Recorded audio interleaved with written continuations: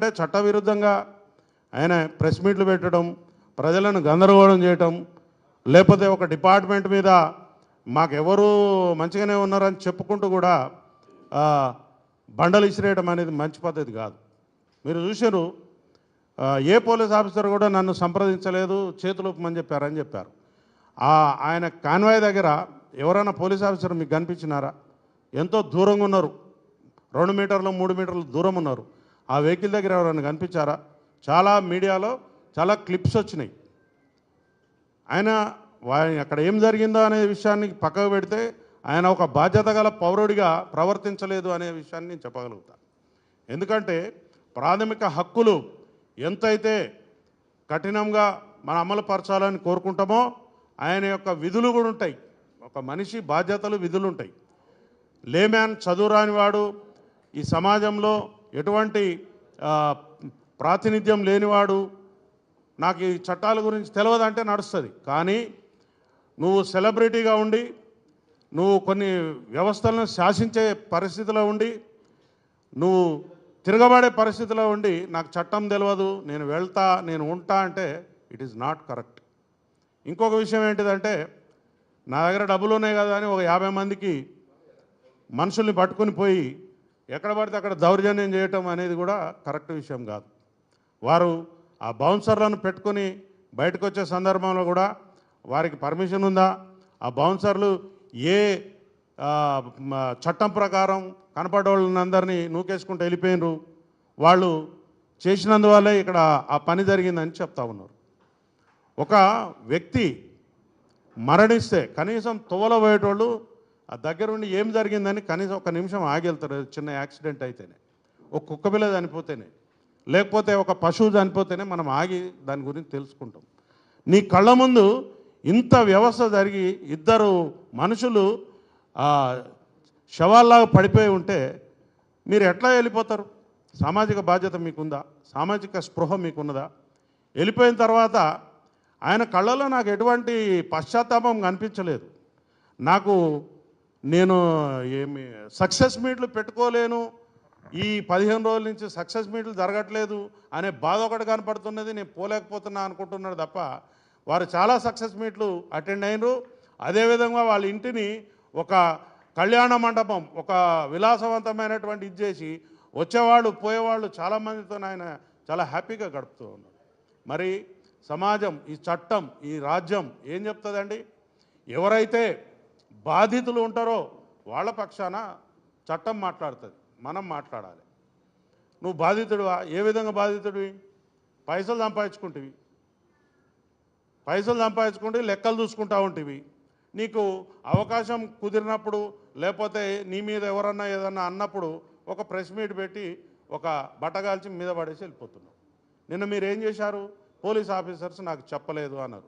Police officers చెప్పలేదు, నేను వెనక పంపిస్తే పోతావా? అది రాత్రిపూట కాబట్టి అక్కడ జరిగిన సంఘటనకు ఎవరైతే సినిమాలకు వచ్చినారో వాళ్ళు మాత్రమే అక్కడ చూడగలిగినారు. కానీ అదే ఒక డే టైం అయితే అక్కడ ఎంత రచ్చ అయి ఉండేది, అక్కడ లా అండ్ ఆర్డర్ని అదుపు చేసే పరిస్థితి ఉండేదా? మీరే చెప్పాలి. ఎందుకంటే అవాంఛనీయ సంఘటనలు జరుగుతాయి. ఇక్కడ జరిగిన వాడు బాధితుడు కాకుండా పక్కనోడు కూడా ఏదో ఒక పని చేసిపోతాడు.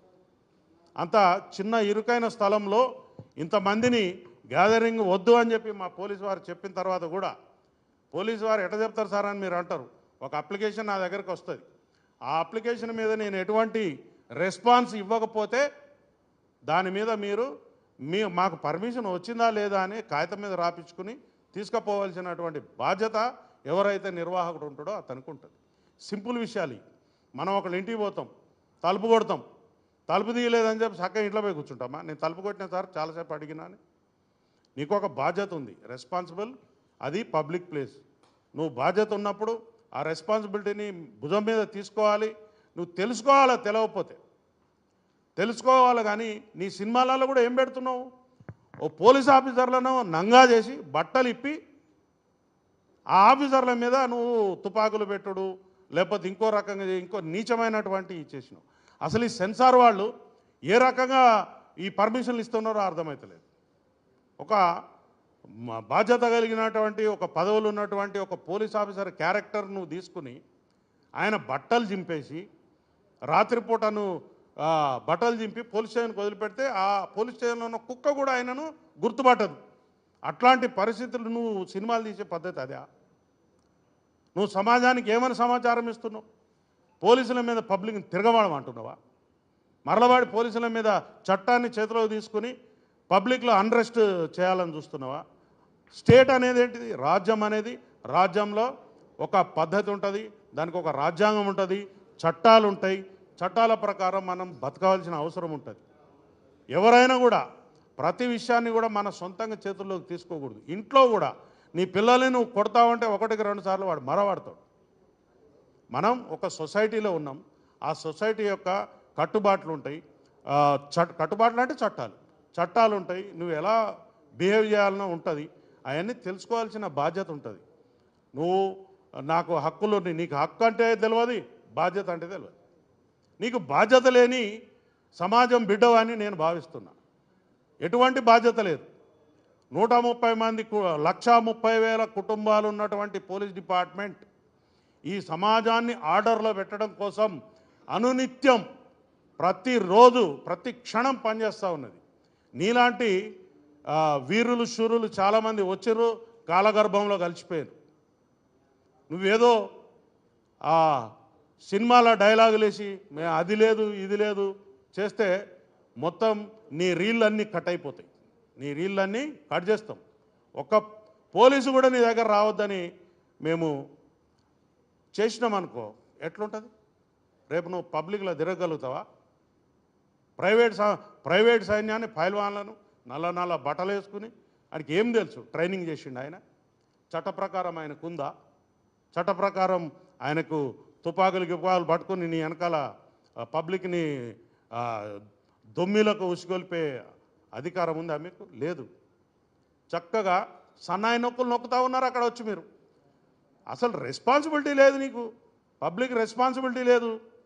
వచ్చినావు ఈ జూబ్లీ హిల్స్ లాంటి తెలంగాణ గడ్డకు హృదయం లాంటి జూబ్లీ హిల్స్లో రూపాయలు ఖర్చు పెట్టకుండా భూములు జాగలు వచ్చినాయి మీకు.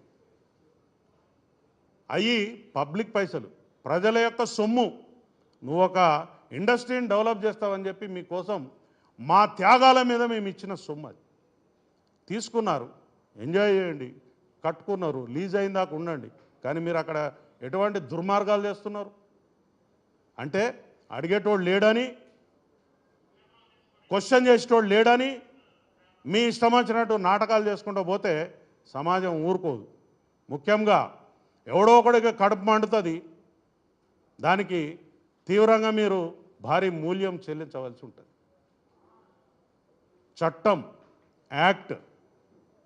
చట్టం తెలుసుకొని చట్టాన్ని గౌరవిస్తూ చట్ట పరిధిలో నువ్వు ఉంటేనే ఈ దేశంలో పౌరుడవుతావు.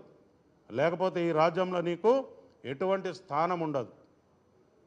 నాకు కొమ్ములు ఉన్నాయి, లేకపోతే నాకు అపరిమితమైనటువంటి పవర్స్ ఉన్నాయి, నాకు తుపాకులు ఉన్నాయి, కత్తులు ఉన్నాయి, కటార్లు ఉన్నాయి అంటే ఏం జరిగింది? మొన్న మీ సోదర సభ్యులకు ఇచ్చిన తుపాకులు వాపసు గుంజుకున్నారు. పబ్లిక్ అన్రెస్ట్ అయితే ఏమైంది? మీకు ఊర్లో వదిలిపెట్టి పారిపోవాల్సిన పరిస్థితి వచ్చింది. మీరు చక్కగా ఉన్నారు, మీరు కోర్టు తలుపు తట్టారు, మీరు కోర్టు యొక్క నిబంధనలను తూచా తప్పకుండా పాటిస్తూ మీరు చట్టబద్ధమైనటువంటి జీవితాన్ని గడిపితే ఎవరికి అభ్యంతరం లేదు.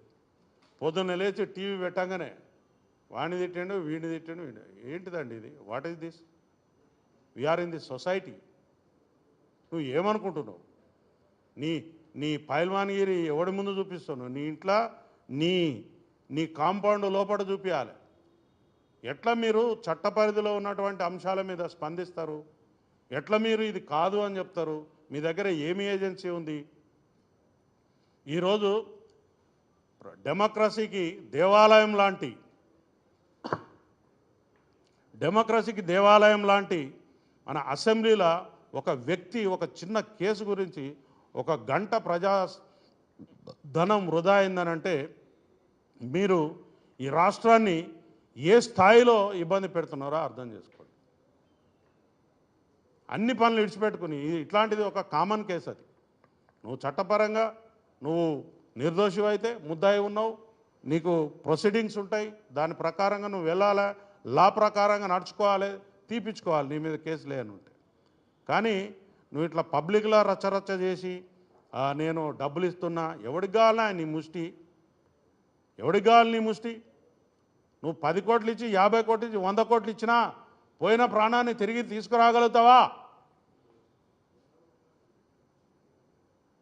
మళ్ళీ ఒక్కొక్కడు సన్నాయి నొక్కులు నొక్కుతూ ఉన్నారు.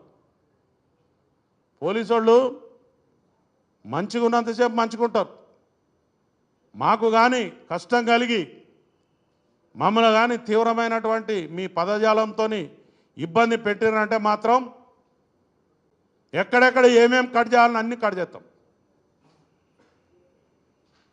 Be careful my dear friends. మీరు చట్టాన్ని ఉల్లంఘించడానికి ప్రయత్నం చేస్తేనే మీరు ముద్దాయిలు అయిపోయినారు, దానికి చట్టపరమైనటువంటి శిక్షలకు మీరు అర్హులవుతారు. కాబట్టి నేను ఇంకొక విషయం కూడా చెప్తా ఉన్నా.